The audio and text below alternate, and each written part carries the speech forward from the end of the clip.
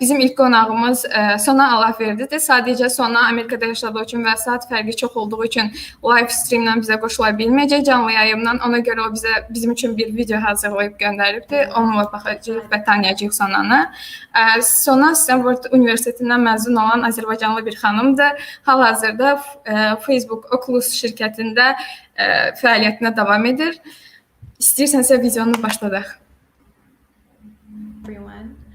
Thank you so much for having me today at the Game Dev Conference. It's an honor to be talking to you all today. I'll be discussing game development specifically in virtual reality, which is my field of specialty. A little bit about myself. My name is Sona. I am a software engineer living in San Francisco, California. I currently work at Oculus, Facebook, but I come from a really broad range of experiences within the virtual reality industry.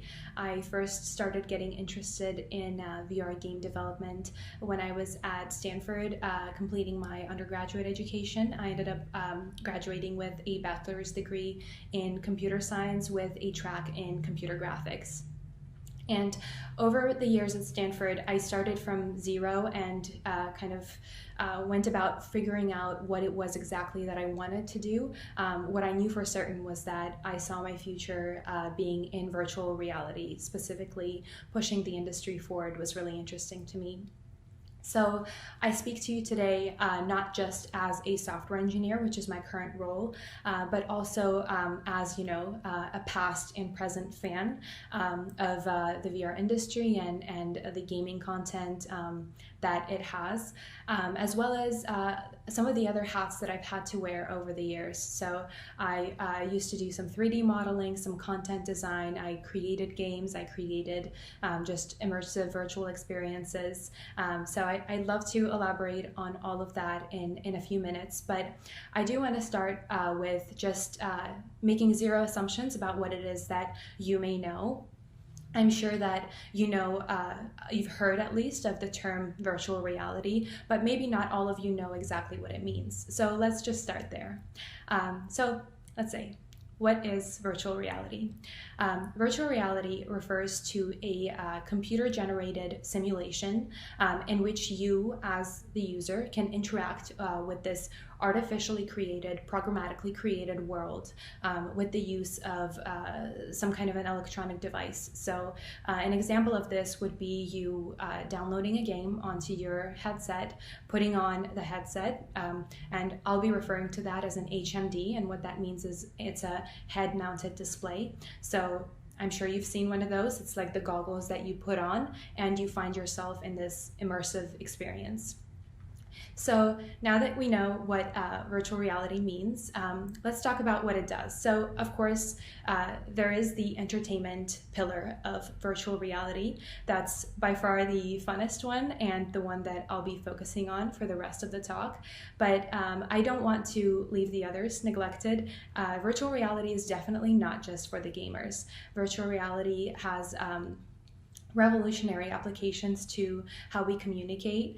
Just the fact that I can, invite my brother to a joint virtual environment or play a game with my brother who lives, my brother's a big fan of virtual reality, which is why I reference him out of all of my family members. But the fact that we can coexist in a virtual space, whether, while that's not exactly as good as reality, it's getting there, and it's a really close second.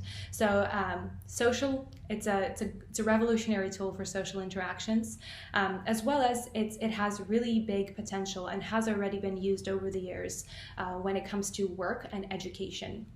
So whether I'm in classrooms or training specialists, virtual reality is a really, really important tool for that too. So I don't want to spend too long on that, but I do want to go into a tiny little bit of a history lesson. I know not everyone is as big of a history nerd when it comes to virtual reality as I am. So if you are, enjoy. Just if you're not, tune me out. I won't be long. I just want to talk about where we were and where we are now and how we got here. So what a lot of people reference to be the birth year of virtual reality is 1956. And that was when we had the first virtual reality visionary, whose name was Morton Heilig, and he was a cinematographer. And in that year, 1956, he created something called a Sensorama, which is referenced as, the world's first virtual reality machine. And it was nothing, it was super primitive, nothing fancy. What it was just a booth that you could stick your head into and experience an artificial world that Heilig constructed.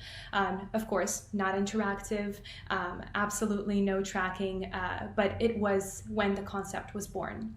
4 years later, in 1960, was when the same man, Morton Heilig, patented the telesphere mask, which is the first head-mounted display. So as opposed to being a booth, this concept was a head-mounted display. Once again, no tracking. Tracking came later with another man named Sutherland, who in 1968 created kind of the first head-mounted display with tracking. And after that was when a lot of different industries started taking virtual reality from just this conceptual, nebulous concept and adopting it for their uses. So an example of that would be the military using virtual reality, or something like virtual reality being used for training of specialists who would otherwise require being put in high-risk situations in order to be trained. So an example of that, let's say, is someone needing to be trained for the position of a military pilot, but needing that advanced training, which would potentially be fatal if a mistake is made. Virtual reality takes that away. Of course, all of that is great, but we are here for gaming, so let's talk about gaming. The first time that virtual reality was used in gaming and on a very mainstream platform was in 1995, when Nintendo came out with this product called Nintendo Virtual Boy. And what it was a first head-mounted portable console. It had 3D monochromatic video games, and it was it was where the proof of concept became something that someone could buy, consumers could buy. And as exciting as it is for you and I today to talk about this, in 1995, how virtual reality first came into the world, in reality, it was a major failure. And the reason for that was because it had very limited games on it. It was also limited in colors. It had 2 colors, and also it was chunky. It wasn't as exciting as playing a video game on a 2D platform. And around the time, it wasn't just Nintendo, but quite a few gaming companies came out with gaming consoles that boasted being virtual reality consoles, but they were really underwhelming. And after that, a lot of the hype and the reputation that virtual reality had was tarnished, and it was seen as this science fiction concept that just wasn't as exciting in reality as it sounded. And it wasn't until many, many years later, in 2012, that Palmer Luckey created a Kickstarter campaign for Oculus. So that was a decade ago now, and that was when an explosion happened in virtual reality. And while everyone in the Silicon Valley was very excited about the renaissance of virtual reality, software engineers, venture capitalists alike were really thrilled about the concept. It was still, at the time, not ready to be quite mainstream. It was still niche. It was still for the enthusiasts rather than being for the everyday user.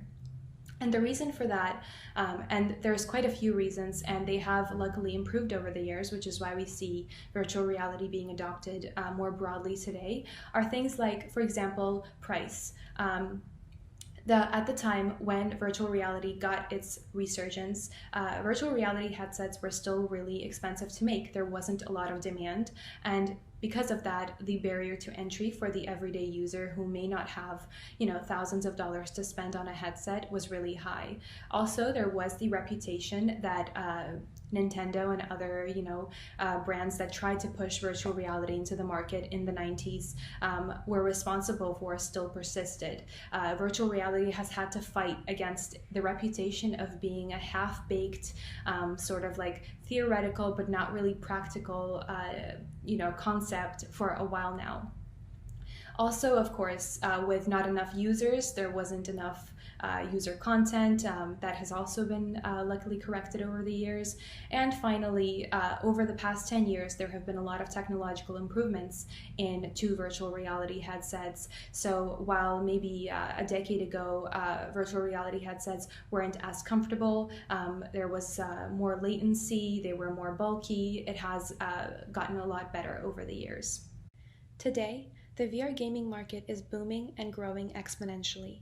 In an article by Grandview Research, it was said to be valued at nearly $12 billion in 2019 and is expected to more than quadruple in the upcoming years. The range of virtual reality content has also really dramatically expanded. Most platforms now host not only single-player and multiplayer games for hardcore enthusiasts, but also experiences friendly towards first-time users or those interested in more slow-paced, casual activities and children. It is also important to note that while in my time with you here, I talk a lot about virtual reality, a lot of what I say can be applied to the umbrella term mixed reality. And mixed reality is anything that ranges from virtual reality, which, as we've discussed, is a fully computer-generated artificial environment, to something like augmented reality. And what augmented reality is, it's the superimposition of computer-generated graphics onto the real world. And while the concept may be new to you today, and you may not know exactly what I'm talking about when I say just, the dry definition of the word, I can guarantee that you have, in your life, interacted with augmented reality on a day-to-day basis. So think back to the last time that you used Snapchat or Instagram and applied a filter to your face. That is actually an example of augmented reality.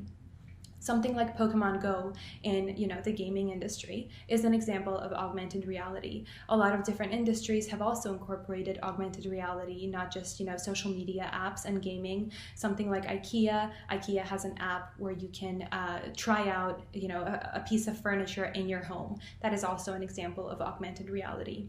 So while virtual reality is often viewed as a stepping stone to augmented reality, it is a field that's separate, and they do have different kinds of struggles within them. Augmented reality is something that just about anyone can use, because just about anyone has a smartphone. Whereas with virtual reality, to have a fully, truly immersive experience, you would need, an HMD, which is, by now I'm sure I've said many times, is a head-mounted display. Okay. So I hope at least that I've, throughout my time of talking about virtual reality, augmented reality, the industry, that I've convinced you to want to try your hand at game development in virtual reality. So let's talk about specifically how you can get started, what kind of roles are available, and if it's the right fit for you.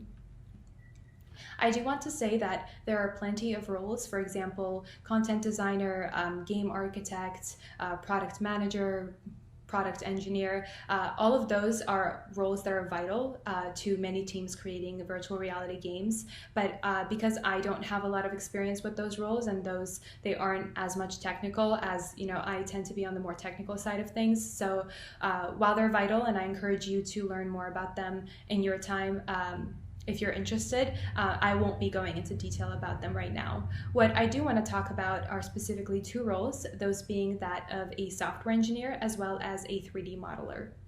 So let's start with a software engineer. The role of a software engineer, whether it's anywhere else or in virtual reality game development, is to design and develop software. So if you are a software engineer working on a game, you would be responsible for working on the part of the game that the user can interact with. So for example, let's say someone shoots a bullet at an object. Is there gravity? How fast does the bullet move? What happens upon interaction? All of those things are something that a software engineer handles. And game engines, for example, Unity, do help you a lot with that, but you do have to have some basic knowledge of programming. So let's say that you have a very low or zero level of experience and you want to get started with game development in virtual reality. So the first thing that you need is, the first thing that you need is an idea, of course. But let's say that you have an idea. Hopefully you have a few friends that you've roped in and you're all excited about game development in virtual reality. So something that you'll want to start with first is getting a very basic level of familiarity with programming. I would recommend getting started with Java, C++, and C#. I'm sure a lot of you are familiar, if you're software engineers, you're familiar with Java and C++, maybe not so much C#, but if you know Java, it's a very easy language to pick up, and if you'll be working with game development engines, for example, Unity or Unreal Engine, C# is a really useful language to know. So once you have a very basic understanding of a programming language, and that you can achieve through going through Khan Academy courses, there are plenty of classes online, even on just YouTube, that you can take to get that basic knowledge. And trust me when I say you don't need to be an expert to get started. So if you just have a pretty basic understanding of object-oriented programming, you will find that you can do quite a lot in game development. And if you need to know more, you can learn more on the spot. So let's say that you have that cemented. Step 2 is to download a game engine, something like Unity or Unreal Engine, which a lot of you may already know about, and get started with creating your game. So you'll want to brainstorm some ideas, get together with some friends, and of course you also want some kind of a head-mounted display, an HMD, to push your changes onto and experience your game in your virtual world. You'll find that it's really, really rewarding. I find even more rewarding than 2D gaming to see your creation in a fully fledged out world in front of you. Of course, you can't have a virtual world without the objects in it. That's what defines your game. You can think all you want about the mechanics of what happens when a bullet is shot, but you still need the bullet, the character shooting it, and whatever is being shot. So let's hope that when you started your game, one of your friends that you roped in with you is a 3D modeler. If not, don't worry, because there are ways of obtaining 3D assets or 3D models online. Websites like TurboSquid host a large collection of free and paid 3D models available for download.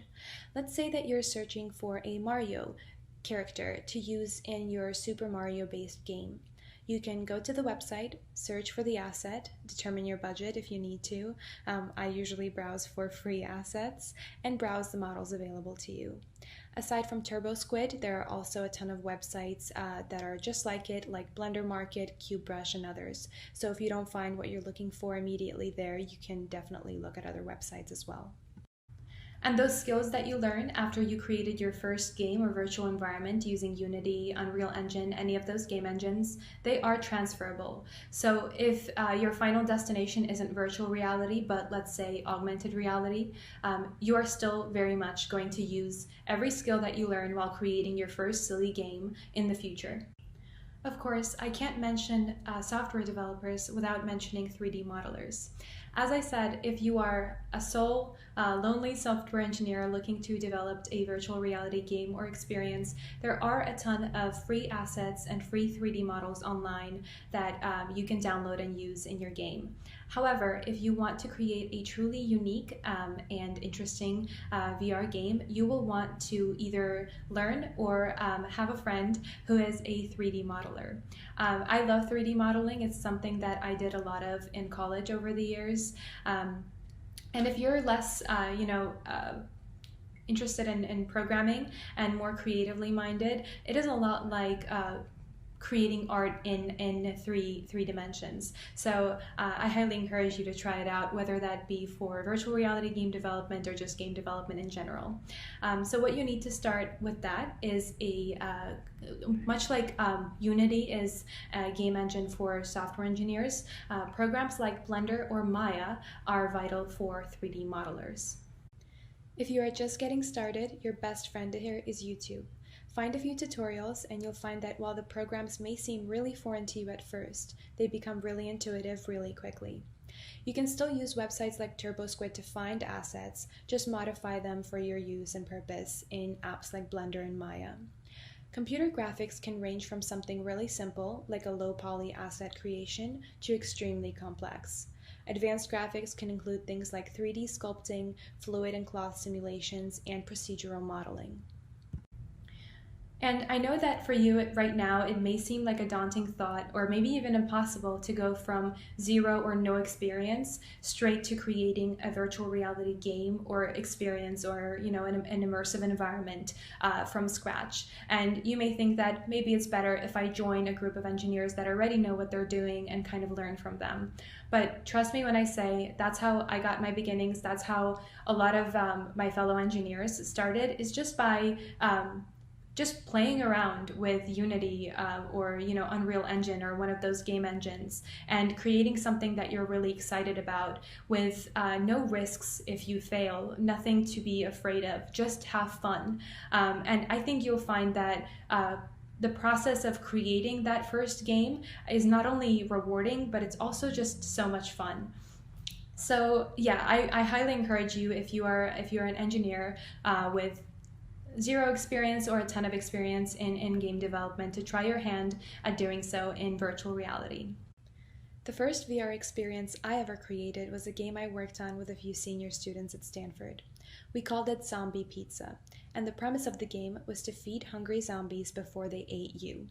I worked on the 3D models of this game, and don't judge too harshly please, I had only just gotten started then. What you are seeing now is a mixture of free assets I downloaded off of websites like TurboSquid, as well as the ones I personally created in Blender, and a mix, so assets that I downloaded and then modified for my use. The textures or the colors that you see on the objects, for example the cheesy pizza, were simple Google image results. I want to finish up my time with you today by thanking you all for listening to me talk for 30 minutes and nerding out with me a little bit about virtual reality. And I also want to encourage you one more time, if anything of what I said inspired, interested you, or motivated you to try out virtual reality for yourself, just do it. It doesn't matter if you have no experience or plenty of experience. You don't need to be a senior software engineer or a seasoned graphics modeler to start developing virtual reality content. The industry was not built by experts. It was built by people who were not afraid to ask the question, what if? So all you need is your curiosity and maybe an internet connection to download Blender, Maya, Unity, and look up a few helpful YouTube tutorials. With that, thank you once again, and goodbye.